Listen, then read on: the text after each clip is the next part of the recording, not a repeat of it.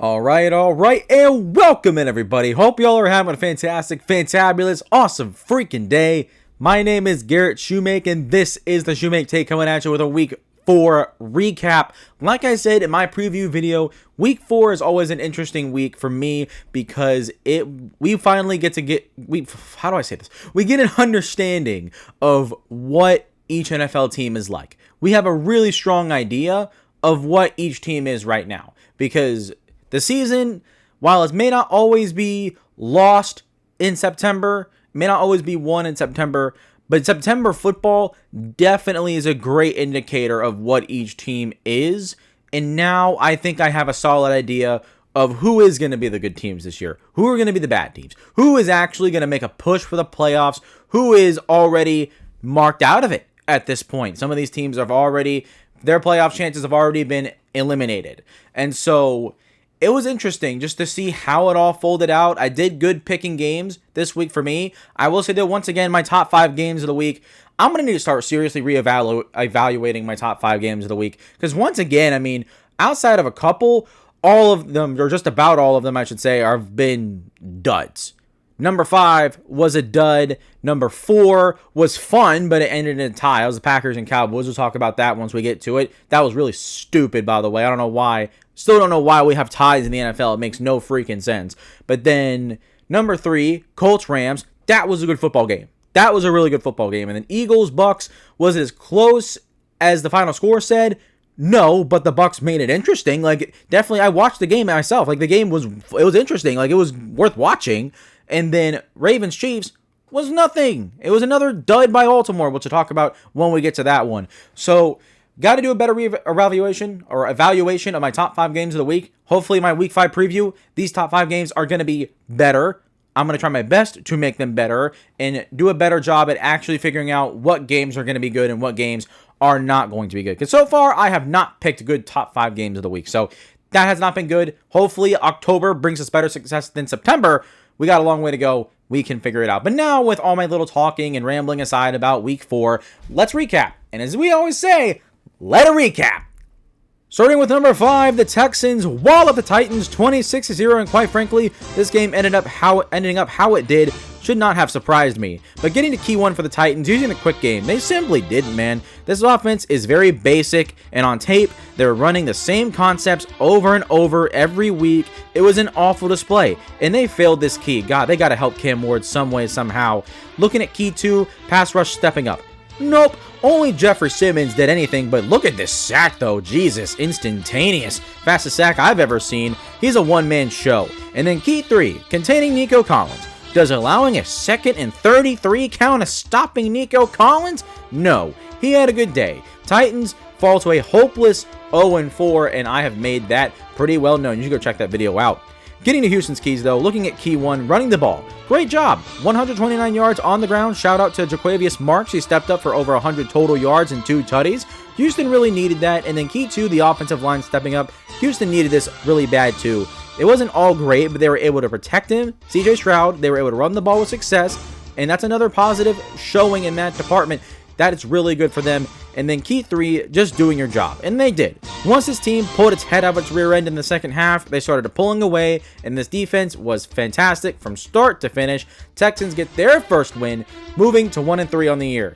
Then we get to number 4, where we have a tie game, 40-40. That is the second highest scoring tie game in NFL history, all thanks to Matt LaFleur's awful clock management at the end. And starting with Green Bay and key 1, getting the pass game going, great work.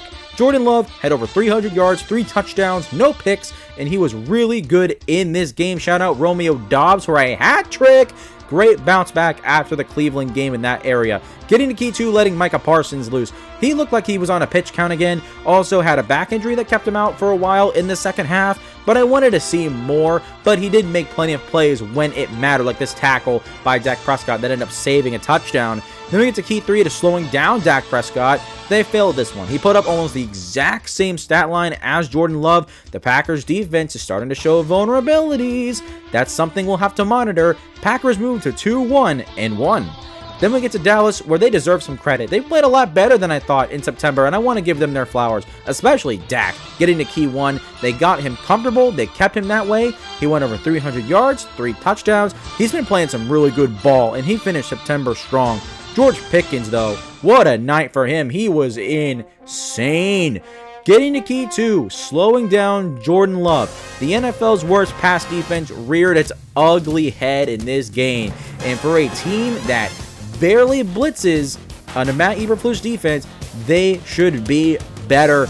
Lastly, with key 3 having no mistakes, they mostly succeeded. They had no turnovers, which is good, but they did have a Texas-sized platter of penalties that allowed Green Bay to stay in this game. But overall, they did enough to force a tie. They moved to 1-2-1.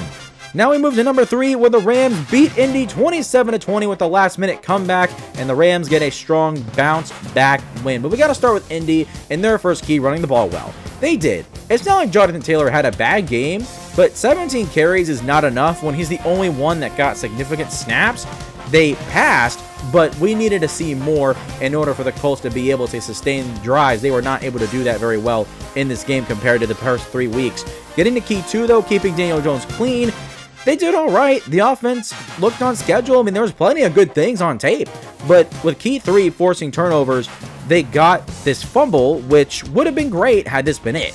But not when Daniel Jones threw 2 picks. But Adonai Mitchell, no! You can't do that! He also had a bad holding penalty later in the game that negated a touchdown.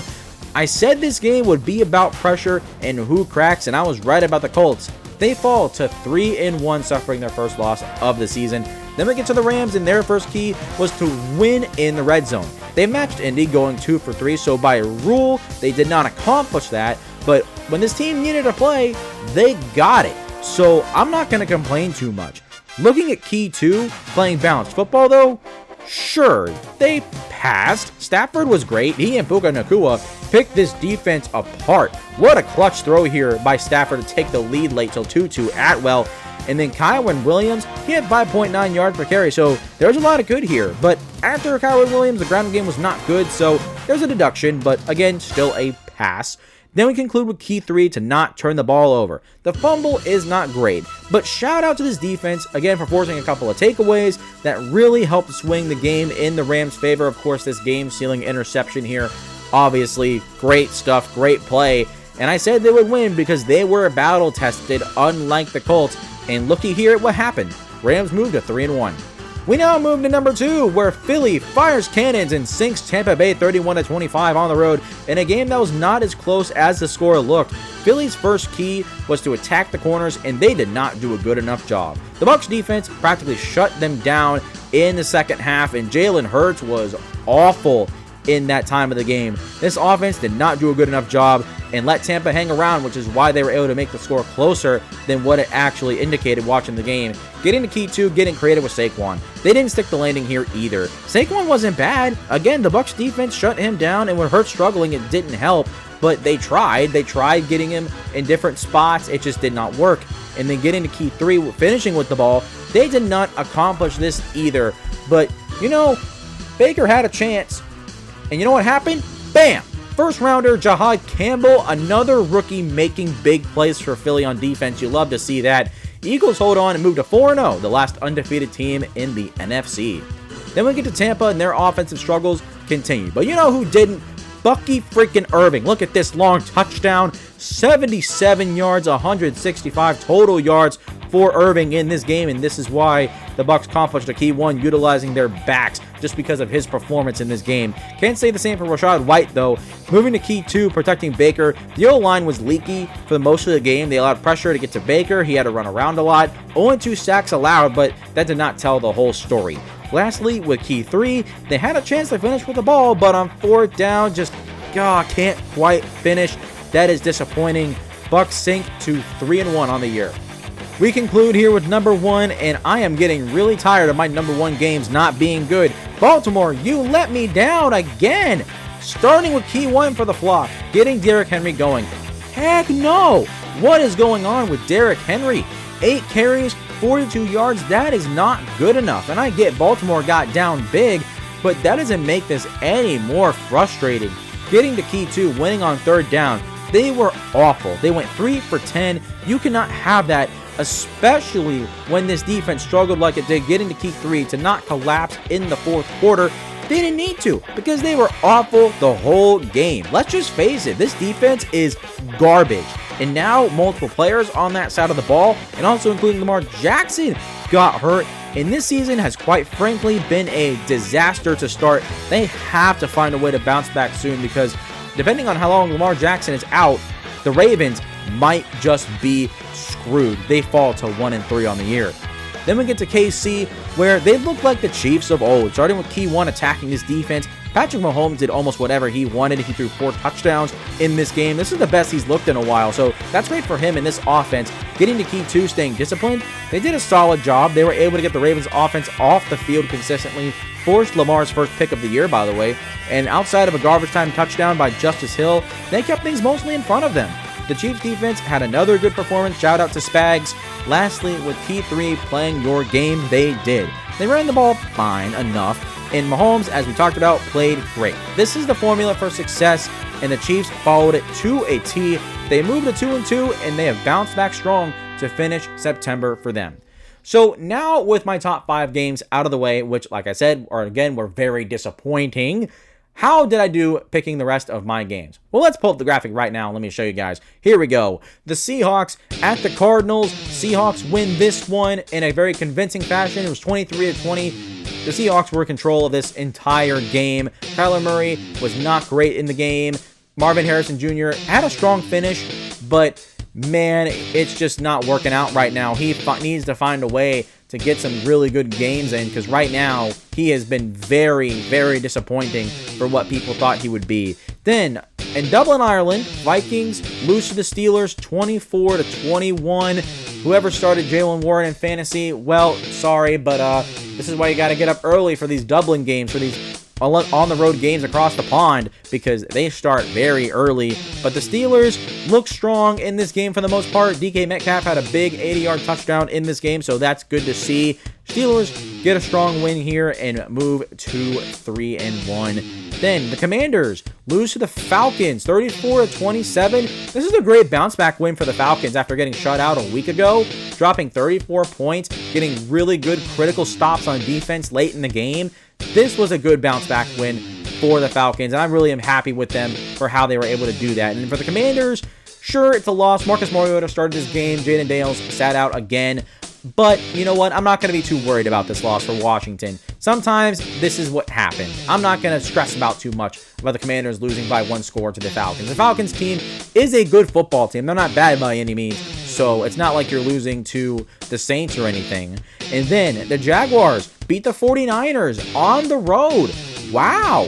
Take a look at Jacksonville right now. They're looking pretty interesting. Do they look dangerous right now? Not particularly. But you know what? They're definitely a better football team from last year. Shout out to Liam Cohen. He's got this bunch rolling right now. And for the 49ers, they fall to 2-2. Brock Purdy played in this game, and he was not great. A little rusty, as one can expect. But unfortunately, the 49ers are kind of showing why I wasn't super high on them going into the year, although they are still better than last year, so take that for what you will. Then, Chargers, Giants. Giants pull off the upset in Jackson Dart's first start. What? He won this game? Well, let me tell you, Jackson Dart played well for a rookie, I should say. And here we go. It's the obligatory, if you didn't start week 1, your first start almost always is a win for a rookie quarterback. It's obligatory. It always happens. So, fine. Giants get a win. Giants fans are happy. You guys are elated.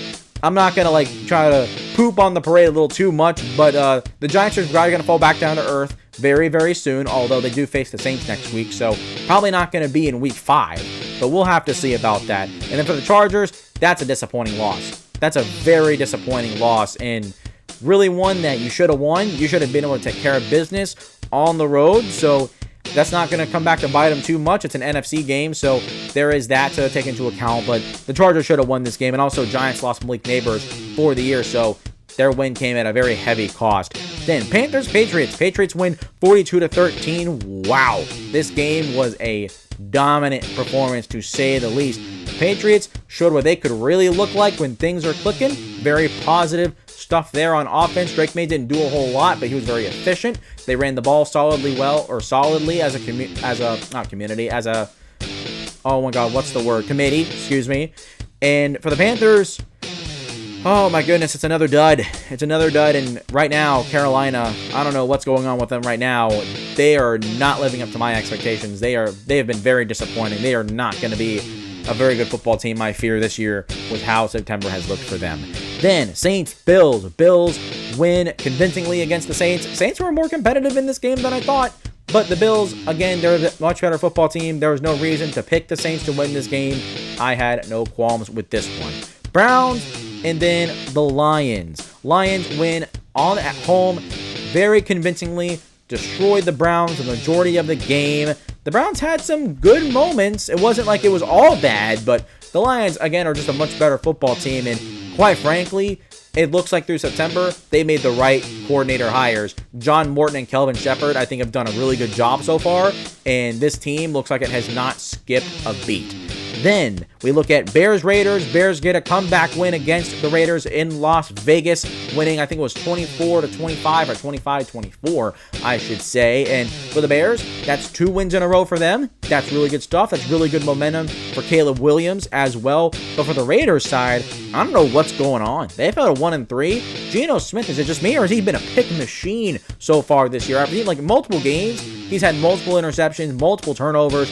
It has not been good for him so far, and quite frankly, he might be holding this team back right now. So I might have to look more into that. So let me know in the comments if I'm wrong about that. But that's what it sure seems like. And then 2 Monday night games. Dolphins beat the Jets 27-21. Dolphins get their first one of the year. I was wrong about that one. But you know what? The Dolphins, they needed this win really bad. Come on. Like if they didn't win, Mike McDaniel's getting fired. Came at a heavy cost, though. Tyreek Hill, really gruesome injury. He's done for the year. Honestly, I'm not going to ever wish for this to happen, but after an injury like that, his career is probably just about finished. I hope it's not for his sake, but an injury like that where he tore almost everything in his knee, oh boy, that's going to be hard to come back from. Hoping he recovers well, wishing him the best. But the Jets side started off slow, but came back in the game and finished the second half a lot stronger. Ran the ball well. Justin Fields was fine enough, just not great. But this team is just, you can tell it's still rebuilding, new coach, and games like these, they've been mostly competitive through September. So that's what I really want to see, and that's the encouraging part, is that this team actually might show some progress later in the year. And then Bengals won 28-3. The Bengals are absolutely nothing without Joe Burrow, and they will continue to be nothing without Joe Burrow.